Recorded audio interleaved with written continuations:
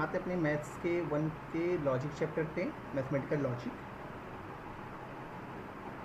देखिए इसमें स्टार्ट कैसे करना है आपको।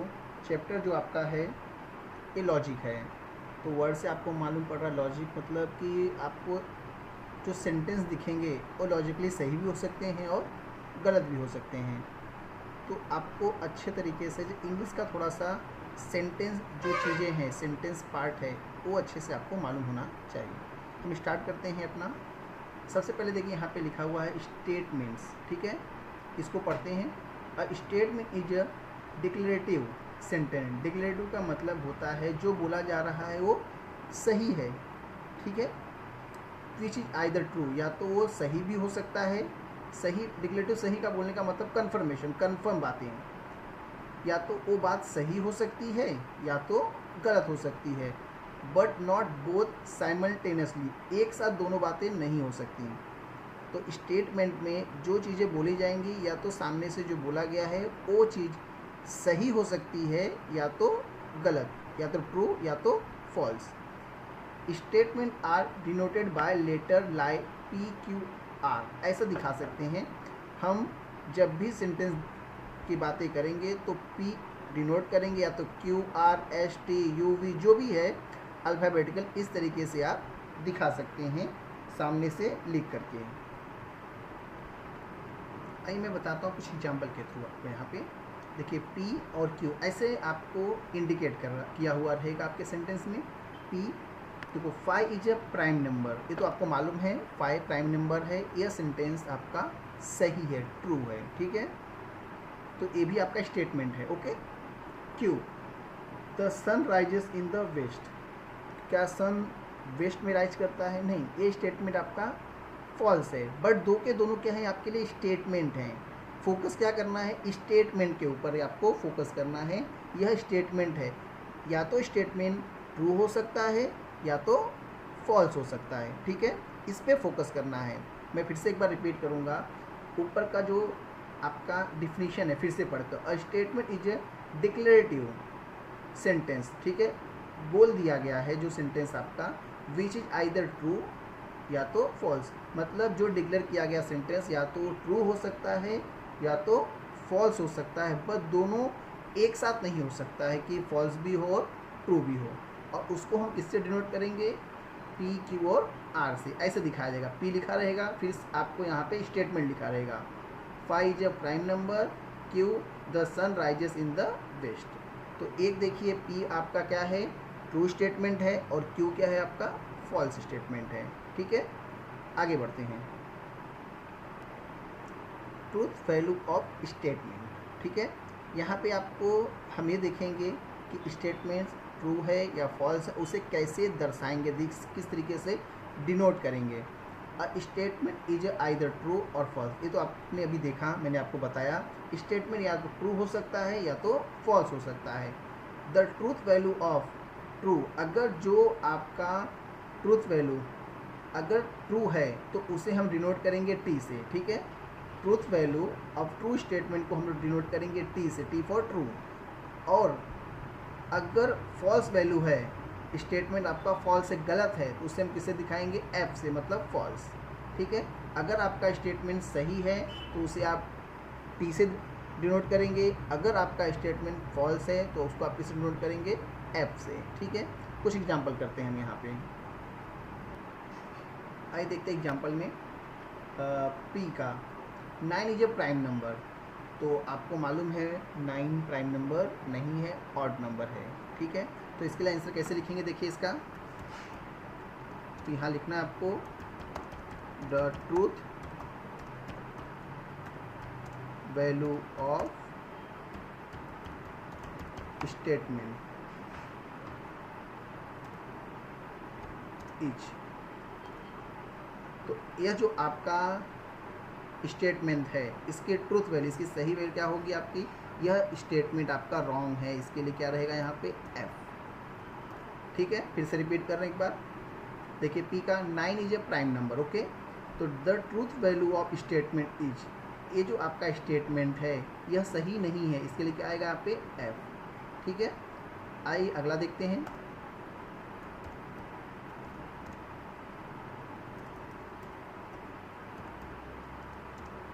The sun rises in the east.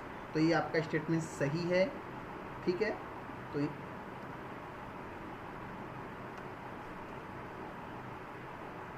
ये स्टेटमेंट क्या है आपका, सही है। तो सही होने की वजह से क्या लिखेंगे यहाँ पे हम टी। समझ में आपको, जो स्टेटमेंट आपका सही है उसके लिए ट्रू है तो टी, और जो आपका स्टेटमेंट फॉल्स है उसके लिए एफ। नेक्स्ट देखते हैं।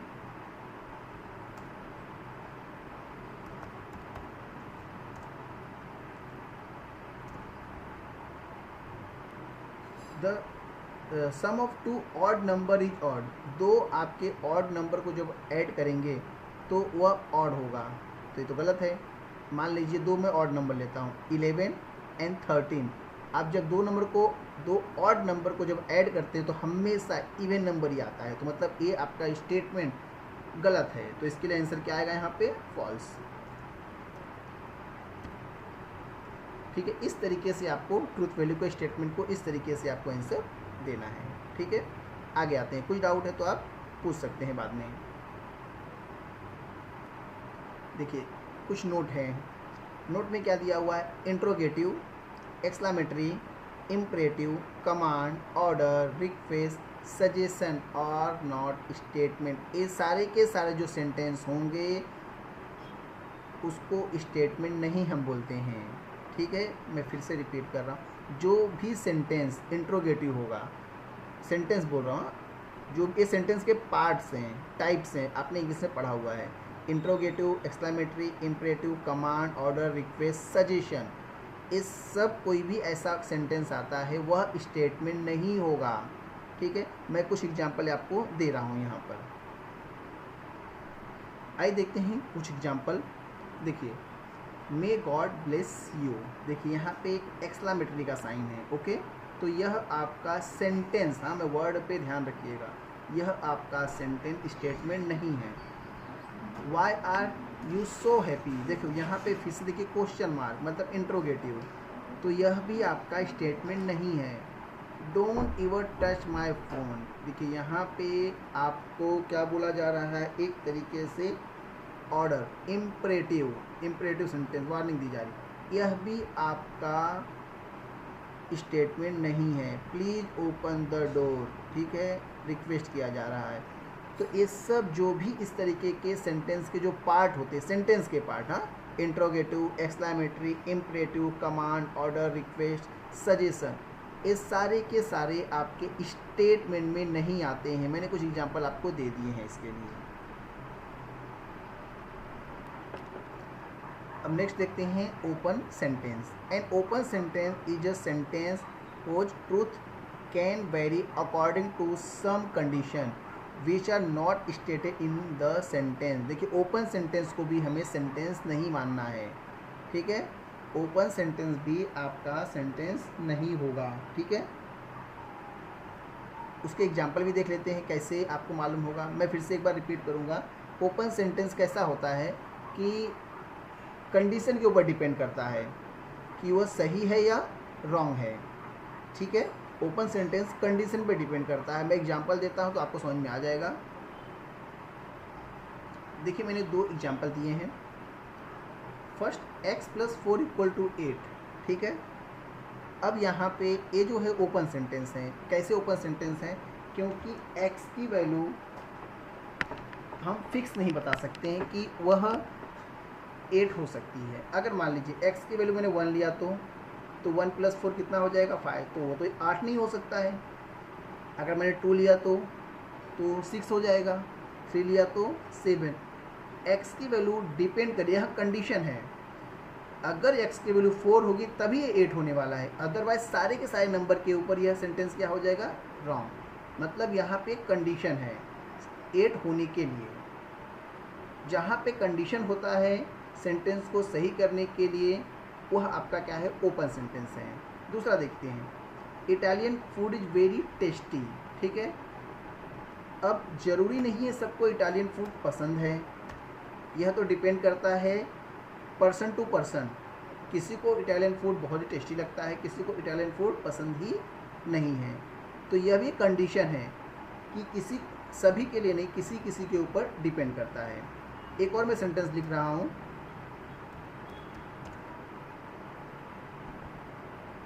सी इज अ डॉक्टर। मैंने बताया सी इज अ डॉक्टर, बट अगर वहाँ 4 पर्सन बैठे हुए हैं, ठीक है, 4 गर्ल्स बैठी हैं, तो अगर उनमें से मैंने बोला सी इज अ डॉक्टर, शायद उसमें से कोई इंजीनियर भी हो सकता है, हो सकती है, कोई सीए भी, कोई और भी किसी बिजनेस में हो सकती है, या फिर कोई उसका और प्रोफेशनल भी हो सकता है। तो जब तक हम कंफर्म नहीं करते हैं वहाँ पे सामने वाले को इंडिविजुअल, तब तक हमारा जो सेंटेंस है वो सही नहीं माना जाएगा। तो ओपन सेंटेंस में सी, ही, इट जब ऐसा आएगा आपके सेंटेंस में, समझ जाना ये ओपन सेंटेंस है और यह स्टेटेड नहीं होता है सेंटेंस में। ओपन सेंटेंस के लिए पहचानने का सबसे अच्छा तरीका है, अगर सी, ही और इट आया है स्टार्टिंग में तो समझ जाइए ओपन सेंटेंस है। ओपन सेंटेंस को हम लोग स्टेटेड सेंटेंस में नहीं मानते हैं, ठीक है। तो इस तरीके से आपको ओपन सेंटेंस पहचानना है। यह कंडीशन पे डिपेंड करता है, आपका क्या होगा, सेंटेंस क्या होगा, ये कंडीशन पे डिपेंड करेगा, उसे हम क्या बोलेंगे, ओपन सेंटेंस। मैं आपको कुछ होमवर्क दे रहा हूँ, केवल आपको पहचानना है और जस्टिफाई करना है, ठीक है। यह आपका होमवर्क है, अच्छे से नोट कर लीजिएगा। State which of the following sentence मेरा स्टेटमेंट, आपको ये बताना इसमें से कौन सा सेंटेंस स्टेटमेंट है। Justify your answer if it is a sentence, अगर स्टेटमेंट है तो उसके लिए आपको आंसर बताना है, जस्टिफाई करना है, ठीक है। और बाद में आपको बताना है कि वह उसकी ट्रूथ वैल्यू मतलब टी और एफ, ट्रू या फॉल्स, ठीक है। मैं फिर से बता रहा हूँ, state which of the following sentence are statement, इसमें से जो आपका लग रहा है स्टेटमेंट है, जो स्टेटमेंट नहीं है वो तो नॉट स्टेटमेंट लिख देना है आपको, ठीक है। और जो स्टेटमेंट होगा उसके 2 कंडीशन होंगे, या तो ट्रू होगा या तो क्या होगा, वो फॉल्स। जो ट्रू होगा वहाँ पे आपको टी दिखाना है, जो फॉल्स होगा वहाँ आपको क्या दिखाना है, एफ। इस तरीके से एक्सरसाइज आपको कंप्लीट करना है। इसके बाद हम स्टार्ट करते हैं अपना नेक्स्ट पार्ट। आइए देखते हैं logical connectives, simple statement, compound statement, सारे के सारे देखिए इंग्लिश वाले जो भी आपके ग्रामर के पार्ट्स हैं वो सब यहाँ पे यूज हो रहे हैं। Logic connectives, the word and phrase which are use to connect 2 statement are called a logical connectives, ठीक है। जब 2 वर्ड को या फिर 2 आपके फ्रेज को जोड़ा जाता है, चीज़ों को लेकर के, शब्दों को लेकर के, उसे हम लोग बोलते हैं यहाँ पे logical connectives. We will study connectives, हमने आपको पढ़ाई है, जैसे एंड, 2 आपके वर्ड को एंड से जोड़ दिया गया, या 2 आपके सेंटेंस को एंड से जोड़ दिया गया है, ठीक है। यहाँ पे हम पढ़ने वाले हैं एंड, और या और से जोड़ा गया है, या इफ़ और देन, या इफ़ एंड ओनली इफ़, या लास्ट में नॉट। इन 5 चीज़ों से आपको जो सेंटेंस को जोड़ा जाता है उसे हम लोग बोलते हैं लॉजिकल कनेक्टिव्स, ठीक है। मैं फिर से रिपीट करूँ, पहला वर्ड आपका एंड, फिर और, if then, if and only if and not, ये 5 चीज़ें हैं, इसे हम लोग बोलते हैं लॉजिकल कनेक्टिव्स। ज़्यादा डिटेल में इसको नहीं पढ़ेंगे क्योंकि बहुत सारे टॉपिक्स आपके बाकी हैं। Simple statement, a statement which cannot be split further into 2 or more statement is called a simple statement। जब कोई स्टेटमेंट को आपको एक ही स्टेटमेंट में रखा जाता है वह आपका है सिंपल, इसको अलग अलग नहीं किया जाता है। कंपाउंड स्टेटमेंट, इसे इसका उल्टा कर लीजिए, if a statement is combined of 2 और more simple statement then is called a compound. जब 2 या 2 से अधिक सिंपल स्टेटमेंट होते हैं वहाँ पे हम लोग क्या बोलेंगे, उसको कंपाउंड स्टेटमेंट। तो ये 3 चीज़ें हैं। आगे देखते हैं, एक इसका टेबल है, जैसे आपको पहचानना है, सारा काम इसी पे डिपेंड है। आपको इंग्लिश यहाँ पे पढ़ना नहीं है, उनके सेंटेंस को पहचानना है। अब उनको सेंटेंस को पहचानने के लिए सिंबलिक फॉर्म में कुछ नाम भी दिए गए हैं और कुछ सिंबल दिए हुए हैं। ये पूरा का पूरा आपको जो चार्ट है बहुत अच्छे से याद करके रखना है। देखिए फर्स्ट कनेक्टिव्स में ये जो एंड है इसको इस साइन में सिंबल में दिखाया जाता है, याद रखिएगा, इसे बोलते हैं हम कंजंक्शन, याद रखिएगा, इसे बोलते हैं हम लोग कंजंक्शन। सेकेंड, और को हम लोग इस तरीके के साइन में दिखाते हैं, इसे बोलते हैं हम लोग डिसजंक्शन। नॉट को देखिए इस तरीके का सिमिलरिटी वाला जो साइन होता है उसमें, इसे बोलते हैं निगेशन। इफ देन, एरो का साइन, एक एरो का साइन, इसे बोलते हैं कंडीशनल और implication. If and only if, दोनों तरफ एरो का साइन, इसे बोलते हैं बाय कंडीशनल और डबल इम्प्लीकेशन। ये चीज़ों को आपको याद रखना। मैं फिर से रिपीट कर रहा हूँ, एंड के लिए ऐसा साइन है, और के लिए देखिए ऐसा, और एंड को नाम हम बोलते हैं कंजक्शन, और के लिए डिसजंक्शन, नॉट के लिए ऐसा साइन निगेशन, इफ और देन के लिए एरो का साइन, एक एरो का साइन, ठीक है, रे जैसा साइन, कंडीशनल और implication. If and only if के लिए बाय कंडीशनल और डबल इम्प्लीकेशन। इस टेबल को आपको बहुत अच्छे से याद रखना है, ठीक है। सबसे पहले देखेंगे हम conjunction. If p and q are many two statement connected by the word and, then the resulting compound statement p and q is called the conjunction of p and q, which is written in the symbolic form as P and Q। तो ये जो हमने sentence पढ़ा, इसको अगर मैं sentence में लिखता हूँ, ठीक है, मैं नीचे एग्जाम्पल लिख करके आपको दिखाता हूँ तो आपको समझ में आएगा। इसका मतलब आपका है साइन का, ठीक है। मैं एक बार फिर से सेंटेंस पढ़ता हूँ। If p and q are many two statement, मैं यहाँ पे टू स्टेटमेंट लिख करके आपको एग्जाम्पल में दिखाऊंगा। कनेक्टेड बाय द वर्ड, उसके बीच में एंड लिखा होगा, क्या होगा, and. Then the resulting compound statement p and q को हम बोलेंगे, हम क्या बोलेंगे उसको, conjunction of p and q which is written in symbolic form. उसको सिंबलिक फॉर्म में हम दिखाएंगे इस तरीके से, ठीक है। मैं आपको एग्जाम्पल नीचे लिख करके दिखा रहा हूँ। देखिए मैंने एग्जाम्पल दिया है, पी के लिए 2 is a prime number and Q 4 + 3i is a complex number, ठीक है। देखिए यहाँ पे तो अब P एंड Q, अब P एंड Q के बीच में हम कंजक्शन लगाने वाले हैं, कौन सा, एंड का। क्या लगाने वाले हैं, एंड, ठीक है। तो एंड इस वर्ड में लगाएंगे तो क्या हो जाएगा, P is a prime number and 4 + 3i is a complex number. तो यहाँ लिखते हैं हम, यहाँ पे मैं कॉपी पेस्ट करके डायरेक्टली कर रहा हूँ। P is a prime number and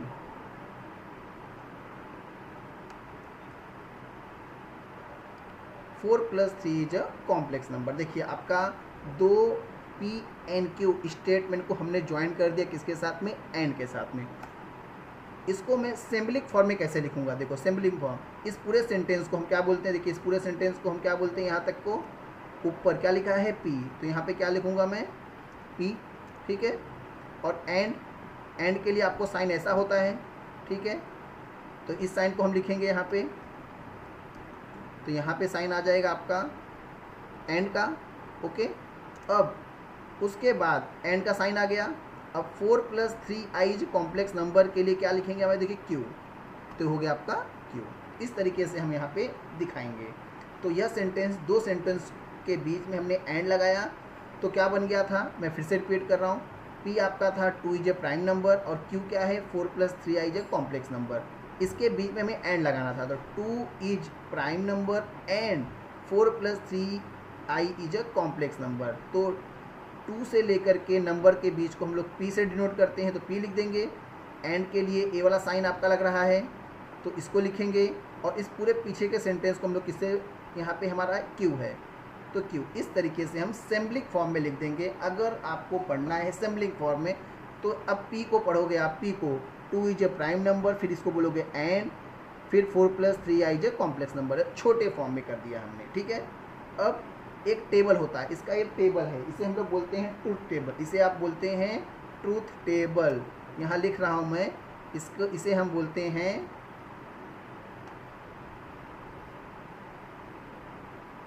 यह आपका है ट्रूथ टेबल। इसे याद रखना है आपको। P और Q, अगर दोनों सेंटेंस P भी ट्रू है और Q भी ट्रू है तो सेंटेंस आपका ट्रू होता है, T आएगा। अगर आपका सेंटेंस P ट्रू है और आपका Q फॉल्स है तो आपका जो स्टेटमेंट आएगा एंड लगा हुआ वो क्या होगा, फॉल्स। अगर आपका P भी फॉल्स है और आपका Q ट्रू है, दोनों में से एक ट्रू है, तो भी आपका आंसर क्या होगा, फॉल्स। अगर दोनों फॉल्स हैं तो क्या होगा आपका आंसर, रिजल्टेंट फॉल्स। ये जो टेबल है इसको याद रखना है, इसमें केवल एक ही बार आपका ट्रू बनेगा जब आपका P और Q दोनों ट्रू होंगे, अदरवाइज सारे के सारे आपके क्या होंगे, फॉल्स। इसे बोलते हैं हम लोग कंजक्शन। ठीक है, अगला देखेंगे हम लोग डिसकंजक्शन। हेलो, आगे देखते हैं डिसजंक्शन में। If P and Q are merely two simple statement connected by the word or, then the resulting compound statement P and Q is called the disjunction of P and Q, which is written in the symbolic form P। इसको बोलते हैं हम और का sign लगाते हैं, इसको क्या बोलते हैं हम लोग, और का साइन। ठीक है, अब एग्जाम्पल के थ्रू देखते हैं। देखिए सेंटेंस में P, Rohit is a cricketer, Rohit is a footballer. ठीक है, अब मैं इसके बीच में और लगाऊंगा तो क्या हो जाएगा, देखिए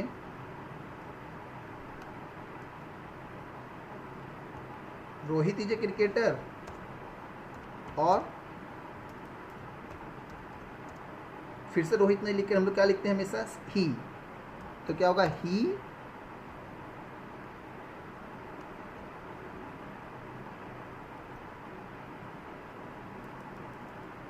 इज ए फुटबॉलर। ठीक है, तो इस तरीके से ये आपका सेंटेंस तैयार होगा। मैंने क्या लिखा, रोहित इज ए क्रिकेटर, और रोहित है तो यहाँ पे क्या आ जाएगा आपका, ही इज ए फुटबॉलर। अब इसका रिजल्टेंट क्या होगा, ये देखिए, रोहित इज ए क्रिकेटर क्या आपका P है, ओके।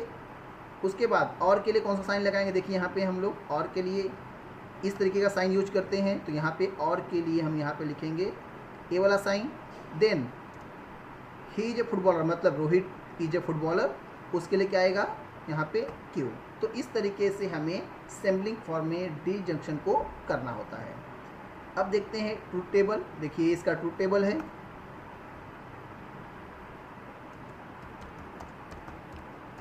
ये आपका ट्रूथ टेबल। इसमें देखिए क्या होगा, अगर P का सेंटेंस ट्रू है और Q का भी ट्रू है तो आपका पूरा सेंटेंस क्या होगा, ट्रू। याद रखिए हाँ, अगर P का सेंटेंस ट्रू है और Q का फॉल्स है, देखिए पहला ट्रू दूसरा फॉल्स है तो भी स्टेटमेंट आपका ट्रू होगा यहाँ पे। हाँ, अगर P का फॉल्स है और Q का ट्रू तो भी स्टेटमेंट आपका ट्रू होगा। मतलब कोई भी एक सेंटेंस ट्रू है और में, तो वो सेंटेंस आपका ट्रू ही होगा। अगर दोनों सेंटेंस फॉल्स है तो आपका रिजल्टेंट क्या होगा, फॉल्स। मतलब सेम आप याद रखिए, कंजक्शन का उल्टा डिसजंक्शन। कंजक्शन में क्या था, दोनों ट्रू होगा तो ही ट्रू होगा, अदरवाइज सारे के सारे फॉल्स। डिसजंक्शन में दोनों फॉल्स होंगे तभी फॉल्स होगा, अदरवाइज सारे के सारे क्या होंगे, ट्रू। ठीक है, ये कुछ होमवर्क हैं जो आपको कंप्लीट करने हैं। पहले में देखिए क्या करना है, right the following statement symbolic form. So symbolic form में मैंने आपको करके दिखाया, P और का साइन लगा के, Q का साइन, P एंड का साइन और Q का साइन लगा करके। वैसे यहाँ पे भी ए जुपिटर इज ए प्लैनेट, इसको आप P मानेंगे। ठीक है, मार्स इज ए स्टार, इसको क्या मानेंगे, Q। तो क्या आएगा, P और फिर बीच में एंड का साइन और फिर क्या लगा देंगे, Q। बस इतना ही करना है आपको। ठीक है, ये आप कंप्लीट करिएगा।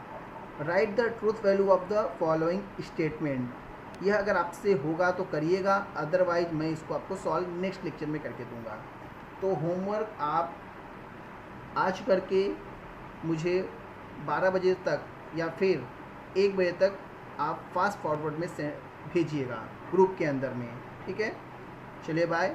ज़्यादा बड़ा लेक्चर ना लेते हुए, क्योंकि मैथ्स का लेक्चर है, इसके लिए आपको होमवर्क भी है, तो इससे अच्छे तरीके से होमवर्क कंप्लीट कर लीजिए। जो नहीं होता है फिर मुझे वापस फिर से पूछ सकते हैं। डाउट लेक्चर आज के दिन कब रहेगा मैं आपको लिंक सेंड कर दूंगा।